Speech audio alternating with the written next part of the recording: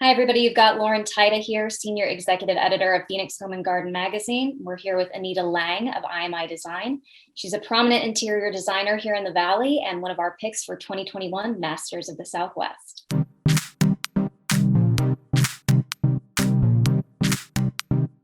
First of all, congratulations for the win. Thank you so much, Lauren, and thank you to the whole Phoenix Home and Garden team. That was really a wonderful surprise.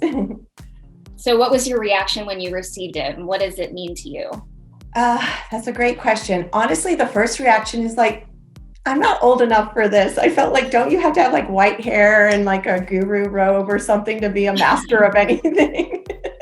But then it really was an honor. I really appreciate it. It always feels nice when in our industry we can be recognized, and there's a lot of hard work that goes into our careers, and it felt nice. So I really am honored, and I do thank the whole team for choosing us. Obviously, you have quite the footprint here in the Valley in the world of interior design. What first sparked your interest in the business?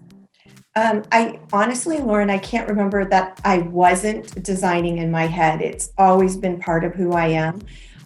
In trying to answer that question, I'm thinking back into my childhood, and my dad was a German engineer. So he was always doing things and making things and building our own houses. So I was very involved in doing construction. And I remember as early as somewhere between 8 and 10, I would work in his machine shop, because that's what German kids do.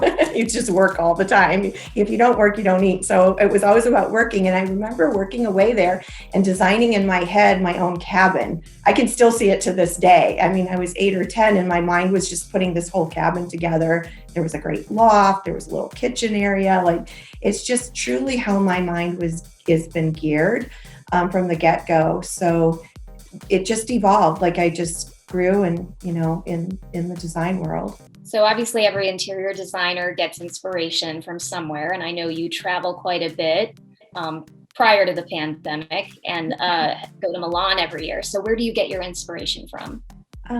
Good question. I feel like creatives, and I don't mean to sound coy, but I think creatives, the answer is everywhere. Like everything, we're a sponge, we're pulling in every experience we have, every visual that we have becomes imprinted on our brains. I mean, it could be the way the light is coming through the palm trees and creating a certain shadow and shapes on the ground. It could be the way you see a frog knot on a kimono and how intricate that is. Like, everything is noticed and collected and imprinted on our senses and in our mind. And then when I'm awarded a project, I sit there with that reservoir of images and imprints that are in my head. And then I learn from the client what's important to them, what do they respond to, and what are they hoping to feel in the space. And then all of it goes into a creative sort of zone and funnel, and out of that comes these solutions. And honestly, sometimes I'm as excited to see what comes out of that as my client is, because it feels sometimes like the ideas are coming through me and not because of me. And it's like, voila, here's the perfect solution for you. And it's really exciting to be in that creative zone. I can't tell sometimes if 5 minutes go by or 5 hours go by. It is just such a great space to be in. And it's what I love, of course, of doing my chosen career. So obviously there is a lot of communication back and forth with clients to kind of achieve what they want, but every designer has their personal aesthetic. What is your signature look? So I feel like my work is diverse because, one, I get bored really easy. So I like a lot of stimuli, and I like to come up with innovation, and I'm not just repeating the same look, because so much is impacted by, one, of course, who the client is, two, the vernacular and what the architecture is doing. So there's not one right answer. So I can't just repeat what I did before. But there are some guidelines that I use in my work that I think are consistent from project to project. I love organic materials, and I am more likely to use natural materials And we become more and more green about the way we do that, but there is a long lasting effect by using natural materials. And I love architecture, and I love thinking through the structure itself before I even put a dot of furnishings in there or decorative items like artwork. Like the architecture needs to stand strong and on its own. And already as you're walking through that, you need to feel good. So I spend a lot of time really manipulating the interior structures and what I want to do, interior masking, what materiality makes sense and feels authentic for that particular project, and the vernacular that it's in. So I think the way that I sculpt the interior space, the way that I use natural materials, and that I like form and simple lines is a characteristic in all of my work, even though it does vary depending on the client and the other elements of it. So obviously trends come and go, but what are some trends that you're loving right now? So I really try to stay away from trends. So by the time you're seeing it everywhere, and it goes really quickly these days, trends come really quick, and they're in Walmart and Target, and they've almost become overdone before they almost started. So as a designer, I feel like it's our job to think what the next thing is, what is something more interesting, and how do you make a project a little more timeless so it doesn't look like, oh, you can tell I did that in the 90s or 2000, right? So that we can be a little bit further along in the way that we're creating a concept. I have to tell you though, I am fascinated with the 1970s. So it's so groovy. So I have a lot of inspiration that's kind of retro right now, including like my glasses, which aren't these like little 70 drug lord glasses? Oh my God. So much fun. So so I see that creeping into my work, and I do like projects that are curated. So you bring in things from different time periods. You're not just mass buying from the stores, but you're really looking for a collection that represents who you are. So I have the opportunity to bring in more vintage pieces and create more character through that. So you mentioned that it's about looking for what's next. So what is next based on what you're seeing?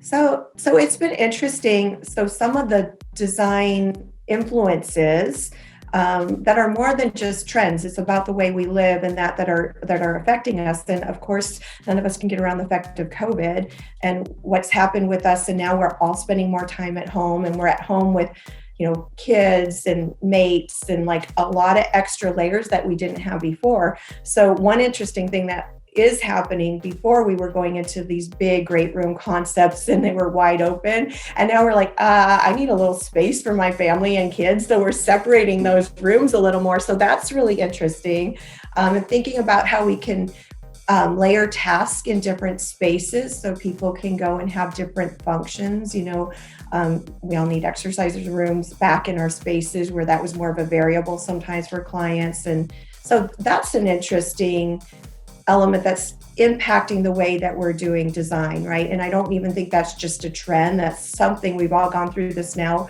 for over a year, and it's going to have an impact on how we play out the structures of our home.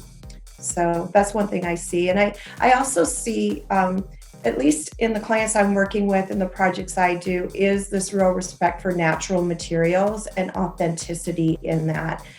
So creating longevity in the materials that we're selecting, that can last longer than just a trend. I mean, if I see one more porcelain tile that's made to look like wood, please don't do it, everybody. Don't do porcelain tile that looks like wood.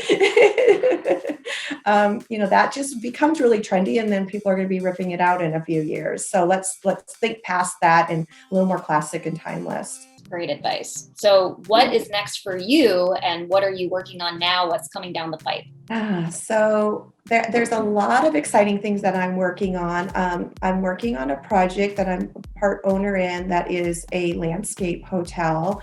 So it's in northern Arizona, and creating places, retreats that we can go to that are out in the open. that we're connecting with nature, but we're also having these luxury experiences in small home structures. So that's been really exciting for me to do. I have a product line that I've been working on, that I have the furniture line. I also have been working on a bedding line, which has been challenging to get off the ground with all the challenges during COVID and China and all those things, but it's starting to really come together.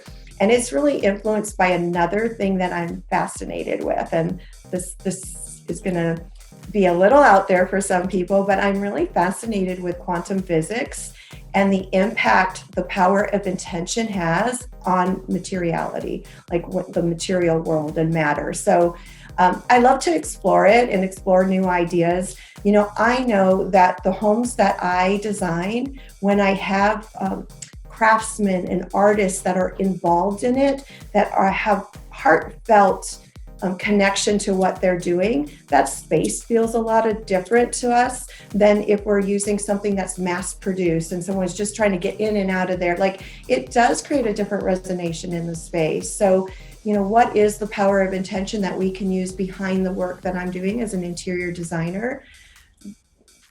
And that's important to me because I'll have to tell you, the most important thing for me about my career and my craft is the fact that we impact people in a positive way. It's not brain surgery, I'm not saving lives, but at least I can have a good influence on people. And it makes me feel really good. Like when I have my clients say, hey, I feel so serene in this place, or I feel so uplifted and happy when I'm in my home, or in like commercial spaces that we develop. If they walk through and they say, oh, this is so exciting, we feel so great to be here, we can't wait to come back because of the vibe of this place, that's a success to me. And I want to learn more and more how to make that happen at every layer of the senses. And so that's why I'm fascinated with this line of thinking, is how can I best impact the people I serve? So it has me exploring ideas around that. All right, perfect. Thank you so much, Anita, for your time, and congratulations again on the Masters of the Southwest win. Thank you so much, Lauren. I appreciate it. Thank you, everybody, so much for watching. That was Anita Lang of IMI Design, one of our picks for 2021 Masters of the Southwest.